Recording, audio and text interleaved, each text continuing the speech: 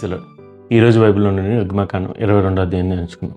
ఇదిగిన నిర్గమకాండం 22వ అధ్యాయంలో కూడా దేవుడు ఇశ్రాయేలుకు మరికొన్ని చట్టాలు ఇస్తున్నాయి. వాటిని చూసినప్పుడు మొదటిగా 22:1 ఒకడు ఎద్దున ఎన్నో గొర్రెను ఎన్నో దొంగిలించి దాన్ని అమ్మిని చంపిన నేల ఆ ఎద్దుకు ప్రతిగా 5 ఎద్దులను ఆ గొర్రెకు ప్రతిగా 4 గొర్రెలను ఇవ్వను. చూసారా, దేవుడి చట్టం తెలియజేస్తుంది. ఒక ఎద్దుకు ప్రతిగా 5, ఒక గొర్రెకు ప్రతిగా 4 ఇవ్వాలని చెప్పి. ఈరోజు మన చట్టాల్లోకి వచ్చినప్పుడు మనం ఏదైనా పాడు చేస్తే, మనం ఏదైనా దొంగలిస్తే తీసిన దానికి తిరిగి మనం ఇచ్చేది. అంటే ఏ తప్పు చేసామో తప్పుకు సరిగ్గా చెల్లిస్తే సరిపోద్ది. అదే మన పెనాల్టీ. కానీ దేవుడు అలా చెప్పలేదు, నువ్వు 4 రెట్లు ఎక్కువ ఇవ్వాలి, 5 రెట్లు ఎక్కువ ఇవ్వాలని.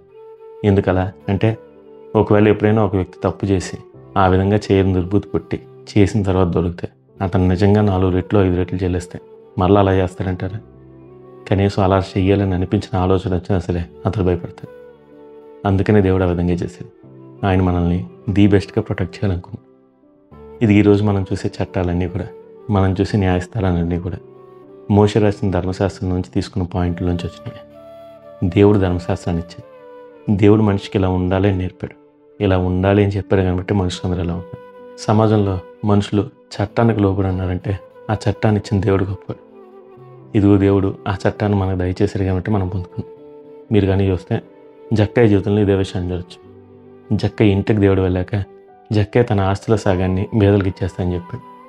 ఇక మిగిలిన సగంలో తాను ఎవరి దగ్గరైనా అన్యాయంగా తీసుకుంటే ఒకటి తీసుకున్న వాళ్ళకి తిరిగి 4 రెట్లు ఇస్తా అని చెప్పాడు. ఏ విధంగా అయితే దేవుడు చెప్పాడు ఆ విధంగానే. అవును, మనం తప్పు చేస్తే దేవుడు మన దగ్గర నుంచి ఆ విధంగానే తెలియజేయాలి చెప్తాడు. అదేవిధంగా మనకి దేవుడు ఆ విధంగానే ఇస్తాడు కూడా. మనం ఏదైనా పోగొట్టుకుంటే దేవుడు మనకి అనేక రెట్లు ఎక్కువ ఇస్తాడు. ఆయన నమ్మదగిన వాడు. ఆయన ఎప్పుడు తన బిడ్డలకు శ్రేష్టమైన ఇవ్వాలనుకుంటాడు. అదేవిధంగా శ్రేష్టంగా మనం కాపాడుతాడు కూడా. ఆ విషయాన్ని ఎప్పుడు మర్చిపోకూడదు. ఇక రెండవదిగా ఇదే అధ్యాయంలో 22వ వచనం చూసినప్పుడు విధవరాలనైనా దిక్కులేని పిల్లలనైనా బాధ పెట్టుకున్నదు. ఇదిగో దేవుడు చెప్తున్నాడు, విధవరాలను దిక్కులేని పిల్లలను బాధ పెట్టుకున్నది. పూర్వం సమాజంలో ఏం జరిగేదంటే, భర్త లేని ఆ విధవరాల ఇంటికి వెళ్ళి కొంతమంది వ్యక్తులు ఆ విధవరాల ఇంట్లను దిగమింగేవారు. వాళ్ళ ఆస్తులన్నింటినీ వీళ్ళు తమ సంచుల్లో వేసుకునేవారు. వాళ్ళు వాటన్నింటినీ కబ్జా చేసేవారు.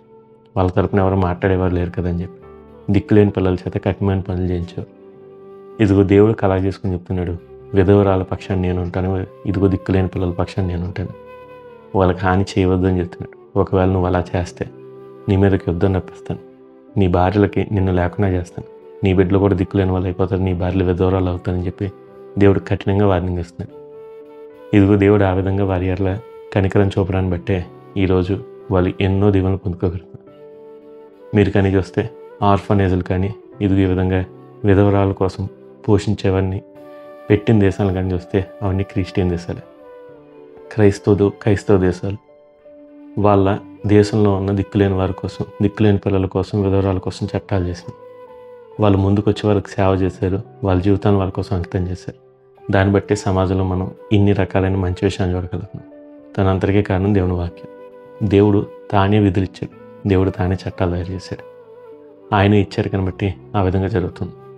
ఇదిగో ఈరోజు నా కోసం పట్టించుకునే వాళ్ళు ఎవరూ లేరు. నా జీవితంలో నేను ఒంటరిగా బాధపడుతున్నాను. దేవుడు మీతోనే మాట్లాడుతున్నాడు. నేను మిమ్మల్ని ఇంకా ఎక్కువ పట్టించుకున్నాను. ఏ దిక్కు లేని వారికి మీరుంటే మీకు దిక్కుగా నేను ఉన్నాను. తండ్రి లేని వారికి తండ్రిగాను, విధవరాలకు భర్తగాను దేవుడు ఉంటాను తెలియజేస్తాను. ఆయన మన పక్షాన ఉన్నాడు, భయపడకండి. ఇదిగో మీ వద్దకు ఎవరైనా మీకు ఈడి చేయాలని హాని చేయాలని వస్తే మీ పక్షాన్ని నేను ఉన్నాను, మీకు సాయం చేస్తాను దేవుడు తెలియజేస్తాను. ఇక చివరికి ఇదే అధ్యాయంలో 25వ వచనం చూసినప్పుడు, నా ప్రజల్లో నీ వద్ద నుండి ఒక భేదవానికి సొమ్ము ఒప్పించిన ఎడల వడ్డీకి ఇచ్చువాని వల్ల వాని ఎడలు జరిగింపకూడదు, వానికి వడ్డీ కట్టకూడదు. చూసారా, దేవుడు భేదవాని గురించి చెప్తున్నాడు. ఒక భేదవాడు అవసరం నీ వద్దకు వస్తే వానికి నువ్వు డబ్బు ఇచ్చి వాడి దగ్గర నుంచి వడ్డీ తీసుకోకూడదు, వాని దగ్గర నుంచి తాకట్టు పుచ్చుకోకూడదు అని దేవుడు తెలియజేస్తున్నాడు. ఇదే విధంగా సామెతలో మీరు చూసినప్పుడు భేదవాన్ని కనికరించుకోడే హోకు అప్పించుకోడు అని చెప్పి, ఇదిగో మనం భేదలకు కనికరిస్తే, భేదలను కనికరించి వాళ్ళ మన చెయ్యి హస్తాన్ని విప్పి చూపిస్తే దేవుడు అంటున్నాను, నువ్వు నాకు అప్పిచ్చావని చెప్పి. అలాగే నువ్వు నాకు ఇచ్చావు కాబట్టి నేను నీకు రెట్టింపిస్తానని దేవుడు తెలియజేస్తాను. దేవుడు మనల్ని ఆశీర్వదించేది మనం మాత్రం ఆశీర్వదించబడడానికి కాదు, మన ఆశీర్వాదాన్ని ఇతరులతో పంచుకోవడానికి. మనల్ని ఆయన ఇతరులకు ఆశీర్వాదకరంగా ఉంచుతానని తెలియజేస్తున్నాను.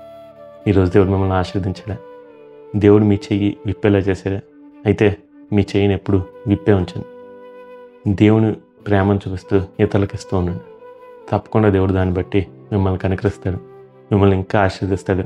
మీ ఎడల తన కృపను మొత్తం చెప్తాడు. అదే విషయం దేవుడు ఏ దేని ద్వారా మనం తెలియజేస్తాడు. మరి వీటి విషయం ఇచ్చిన ప్రార్థన చేసుకుందామా? ప్రార్థన. పరలోకమందు తండ్రి, ఇదే నా దేవతండి ఇచ్చిన వాక్యాన్ని బట్టి నీకు వందనాలు. నీవు మమ్మల్ని ఎంతో ప్రేమించి దేవతండి మమ్మల్ని కాపాడడానికి ఇచ్చిన ఈ చట్టాలను బట్టి నీకు వందనాలు. విధవరాలు ఎట్లా దేవతండి, దిక్కులేని పిల్లలు ఎట్లా దేవతండి, ఏ విధంగా మనుషులు నడుచుకోవాలో దేవతండి నువ్వు తెలియజేస్తున్నావు కదా దేవతండి. ఆ విధంగా దేవతని మనుషులు అంటూ ఉంటూ సహాయం చేయండి.